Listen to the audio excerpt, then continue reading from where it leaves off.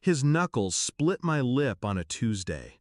Not in a fight, not a misunderstanding, just rage, sudden and deliberate, because I told him to stop yelling at my sister. He hit me hard, twice. I still remember the taste of blood and tile, the way my head cracked against the corner of their kitchen counter. I remember the silence that followed, even louder than the impact, and then the door slamming shut behind him. But what I remember most is the message I got the next morning, from her. Stay away from us. Don't contact me again. That was it. No question if I was okay, no apology, no explanation, just us, her and the man who put me on the ground like I was nothing. So I stared at the screen, thumb hovering, heart pulsing. My reply was simple: done. And it was.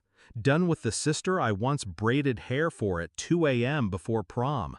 Done with the friend who cried into my chest when her ex cheated. Done with the woman who used to say, "It's you and me forever." Forever ended that day. But the story didn't, not yet. They had just gotten pre-approved for their dream house, some big polished thing in a new development, double garage, walk-in closets, granite counters they'd never cook on. My name was listed on their mortgage paperwork, not because I had to, because she asked me to. Said they needed a guarantor with stronger credit, just until their finances settled. I signed it back when I still believed I mattered to her. So when I said done, I meant fully done. I called the bank, requested formal withdrawal, explained clearly that I could no longer be liable for their loan. No drama, just logic, just business. They didn't even blink. The loan wasn't approved yet. Removing my name killed it instantly. Their debt-to-income ratio crumbled like his fake smile. And I waited.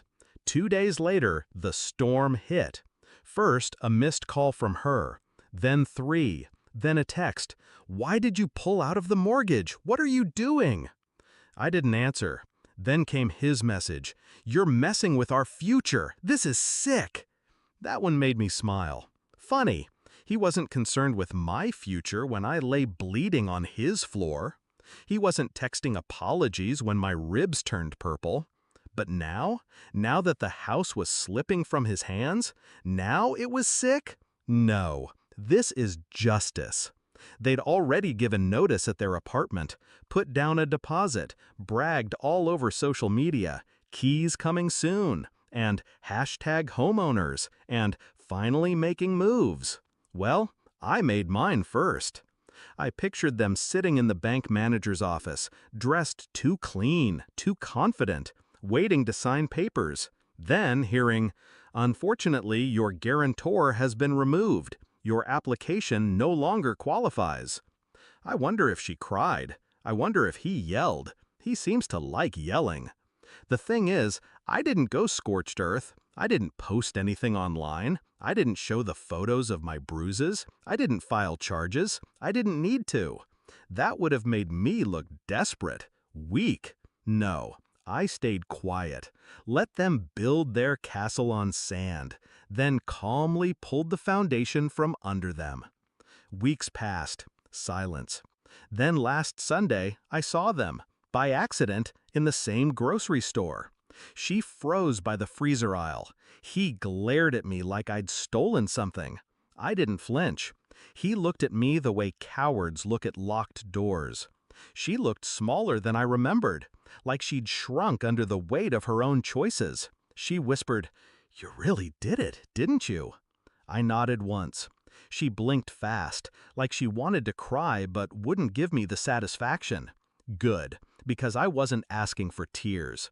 I just wanted her to feel it, that sense of helplessness, of something slipping through your fingers that you thought was yours. That's what betrayal feels like. She chose him, chose silence, chose to erase me the moment it was inconvenient to love me. So I gave her exactly what she wanted: distance. And I let her discover that the bridge she burned was the same one holding her life together.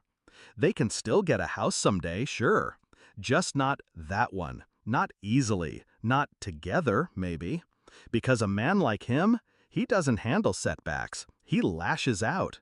And now that the high is gone, now that there's no new place to post about, no granite counters to pose and frown, she'll see him for who he really is. Maybe she already has. But that's not my story to write anymore. Mine ended the day I sent that one-word reply, done. And every move since then wasn't revenge, it was correction. Quiet, surgical. I didn't shout, didn't curse, didn't even confront. I just took back the power they thought I'd never use.